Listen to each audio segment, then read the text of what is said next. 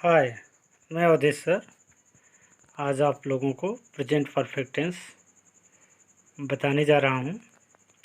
Present perfect tense का हिंदी होता है वर्तमान पूर्णकाल, यानी वह टेंस जिसमें कार्य क्या हो गया हो, पूर्ण हो गया हो, अधूरा न हो, उसे हम परफेक्ट टेंस कहते हैं।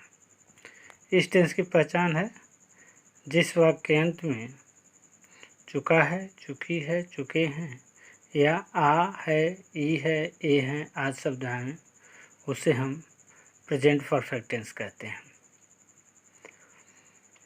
आ है, ई है, ए है का मतलब ये होता है जिस वाक्य के अंत में आ है आए, जैसे गया है, या है तो गया है उसमें आ आया है, गई है तो इसमें ई आया है, गए हैं इसमें ए आया है।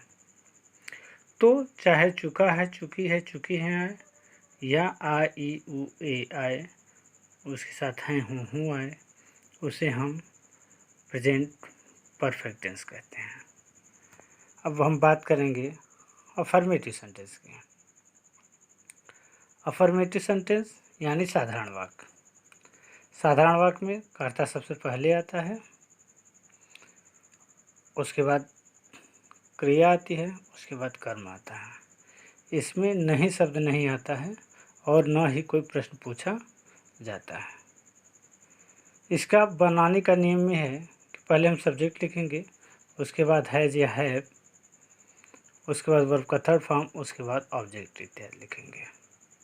अगर सिंगुलर सब्जेक्ट है यानी कर्ता एक वचन है, ही सी इट या किसी का नाम है, तो हम हैज लगाएंगे। उसके लिए सहायक क्रिया क्या लगाएंगे? हैज लगाएंगे। अगर कर्ता बहुवचन है, आई वी यू दे, या एक से अधिक व्यक्ति या वस्तु हैं, तो उसके साथ हम सहायक क्रिया हैव लगाएंगे। उसके बाद वर्ब का थर्ड फॉर्म लगाएंगे, उसके बाद ऑब्जेक्ट लिखेंगे। अब यहाँ ध्यान देने की एक बात है कि हमें अब वर्ब का थर्ड फॉर्म भी याद करना पड़ेगा। अगर हमें वर्ब का थर्ड फॉर्म नहीं याद रहेगा तो हमारा अनुवाद सही नहीं हो पाएगा। एग्जाम्पल देखिए, रामपत्र लिख चुका है, इसके अंत में आया है चुका है, इसलिए यह परफेक्ट टेंस है, प्रेजेंट परफेक्ट टेंस है। राम इसमें करता है, लिखना वर्ब है, पत्र जो है ऑब्जेक्ट है। राम सिंगुलर है इसलिए हैज़ लग गया। Ram has written a letter. Write का थर्ड फॉर्म रिटेन होता है, राइट माने लिखना होता है, और उसका थर्ड फॉर्म रिटेन होता है। तो इस तरह से हो गया Ram has written a letter. Letter यहाँ ऑब्जेक्ट है। मेरी मौसी कानपुर से आई हैं, इस वाक्य अंत में ई है आया है, इसलिए यह प्रेजेंट परफेक्ट टेंस है। माई आंट सिंगुलर नंबर है इसलिए सहायक क्रिया हैज़ हो गया है। My aunt has come from Kanpur. यहाँ कम का थर्ड फॉर्म कम होता है, कम केम कम।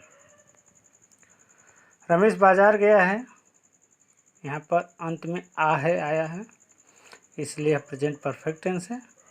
रमेश सिंगुलर है इसलिए हैज़ लग गया है। Ramesh has gone to market. Go माने जाना होता है, यहाँ थर्ड फॉर्म गो का थर्ड फॉर्म गॉन होता है। Ramesh has gone to market. लड़के अपना गृह कार्य पूरा कर चुके हैं, यहाँ लड़के बहुवचन है, इससे सहायक क्रिया हैव हो जाएगी। द बॉयज हैव, कंप्लीट का मतलब लड़के अपना गृह कार्य पूरा कर चुके हैं। The boys have completed their homework. The boys plural number है इसलिए सहायक क्रिया यहाँ पर हैव लग गया है। कंप्लीट का थर्ड फॉर्म कंप्लीटेड होता है, यहाँ पर अपना की अंग्रेजी देयर हो गई है। वे सब क्रिकेट खेल चुके हैं, they have played cricket. They plural number है इसलिए वर्ब हेल्पिंग वर्ब हैव हो गया है। प्ले का थर्ड फॉर्म प्लेड होता है। रोशनी भोजन पकाई है, Roshni has cooked food. Roshni singular number है इसलिए यहाँ पर हेल्पिंग वर्ब हैज़ हो गया है। अब हम देखेंगे निगेटिव सेंटेंस। निगेटिव सेंटेंस मतलब नकारात्मक वाक्य। जब हिंदी वाक्य निगेटिव होता है प्रेजेंट परफेक्ट टेंस का, तो हम पहले सब्जेक्ट लिखते हैं, उसके बाद हैज या हैव, उसके बाद नॉट, उसके बाद वर्ब थर्ड, उसके बाद ऑब्जेक्ट। यानी कर्ता एक वचन रहेगा तो हैज नॉट, कर्ता बहुवचन रहेगा तो हैव नॉट, उसके बाद वर्ब का थर्ड फॉर्म, उसके बाद ऑब्जेक्ट। एग्जाम्पल, वह निबंध नहीं लिखा है, यहाँ अंत में आ है आया है तो ही सिंगुलर नंबर है तो हैज नॉट हो गया। ही हैज नॉट, राइट का थर्ड फॉर्म रिटन होता है। He has not written an essay. डाकिया पत्र नहीं लाया है, the postman has not brought the letter. Bring माने लाना होता है, ब्रिंग का थर्ड फॉर्म ब्रॉट होता है। हम सब फल नहीं खा चुके हैं, we have not eaten food. We यहाँ पर प्लूरल नंबर है इसलिए हेल्पिंग वर्ब हैव हो गया है। ईट का थर्ड फॉर्म ईटेन होता है। वे अभी बाजार नहीं गए हैं, they have not gone to the market now. यहाँ गो का थर्ड फॉर्म गॉन हो गया है। Interrogative sentence. इंट्रोगेटिव सेंटेंस दो तरह के होते हैं। एक तो हिंदी वाक्य से पहले क्या आता है, और दूसरा हिंदी वाक्य के बीच में कब, कौन, कहाँ, कैसे, क्यों प्रश्नवाचक शब्द आते हैं। दोनों का बनाने का अलग अलग नियम है। जब हिंदी वाक्य से पहले क्या शब्द आता है उसको हम यस नो टाइप क्वेश्चन कहते हैं। यस नो टाइप क्वेश्चन क्यों कहते हैं? जिस प्रश्न का उत्तर यस या नो में मिल जाता है उसे हम यस नो टाइप क्वेश्चन कहते हैं। उदाहरण के तौर पे अगर हम समझना चाहें, क्या तुम दूध पीते हो? अगर पीते हो तो कहोगे यस, अगर नहीं पीते हो तो कहोगे नो। इस तरह से इस प्रश्न का उत्तर यस या नो में मिल गया, इसलिए इसको हम यस या नो टाइप क्वेश्चन कहते हैं। दूसरा W H type question. W H type question क्यों कहते हैं? क्योंकि सभी जो प्रश्नवाचक शब्द हैं डब्ल्यू एच से शुरू होते हैं, जैसे why, when, what, who, where, how को छोड़ करके। तो दोनों का बनाने का नियम अलग अलग है। जब हिंदी वाक्य से पहले क्या शब्द आता है उसको बनाना है तो हम सबसे पहले कर्ता के अनुसार सहायक क्रिया हैज या हैव पहले लिख लेते हैं, उसके बाद सब्जेक्ट, उसके बाद वर्ब थर्ड, उसके बाद ऑब्जेक्ट, उसके बाद प्रश्नवाचक चिन्ह। अगर डब्ल्यू एच टाइप है प्रश्न, जब हिंदी वाक्य के बीच में कब, कौन, कहाँ, कैसे, क्यों बीच में आता है तो सबसे पहले उसकी अंग्रेजी लिख लेते हैं, फिर कर्ता के अनुसार सहायक क्रिया हैज या हैव, उसके बाद सब्जेक्ट, उसके बाद वर्ब थर्ड, उसके बाद ऑब्जेक्ट, उसके बाद क्वेश्चन मार्क। एग्जाम्पल दें, क्या उसने अपनी पुस्तक पढ़ ली है? क्या लगाएंगे? अगर उसने पढ़ ली है तो कहेगा यस, अगर नहीं पढ़ा है तो कहेगा नो।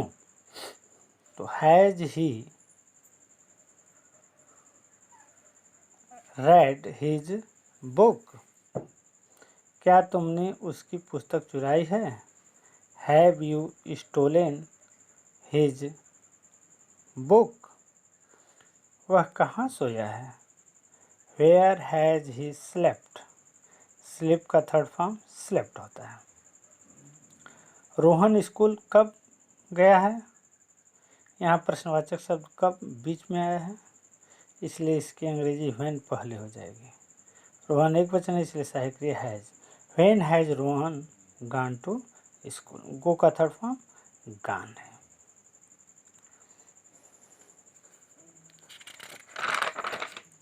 अब हम देखेंगे interrogative negative sentence. Interrogative negative sentence जिसमें प्रश्न भी पूछा हो और नहीं भी आया हो उसको हम इंट्रोगेटिव नेगेटिव सेंटेंस कहते हैं। इसका बनाने का नियम वही है जिस तरह से हम इंट्रोगेटिव बनाते हैं, लेकिन इसमें इंट्रोगेटिव नेगेटिव जब रहता है तो हम कर्ता के बाद यानी सब्जेक्ट के बाद नॉट लगा देते हैं। जैसे देखिए नियम इसका, हैज या है plus subject plus not plus verb third plus object plus question mark. यानी सब्जेक्ट एक वचन रहेगा तो हैज पहले लिखेंगे, अगर सब्जेक्ट बहुवचन रहेगा तो हैव पहले लिखेंगे। उसी तरह से WH वाला भी है, पहले WH लिखेंगे, हैज या हैव लिखेंगे plus subject plus not plus verb third plus object plus question mark. Example, क्या तुमने अखबार नहीं पढ़ा है? इसमें क्या भी लगा है और नहीं भी आया है, तो तुमने यानी तुम यानी यू बहुवचन है इसलिए हैव पहले आ गया। Have you not read the newspaper? क्या करीम मछली नहीं पकड़ चुका है? हैज़ करीम नॉट काट फिश? कैच मान पकड़ना, कैच का थर्ड फॉर्म काट है। वे सब पतंग क्यों नहीं उड़ा चुके हैं? Why have they not phloem the kites? Fly का थर्ड फॉर्म फ्लोन है। हमने अपने घड़ी की मरम्मत क्यों नहीं कराई है?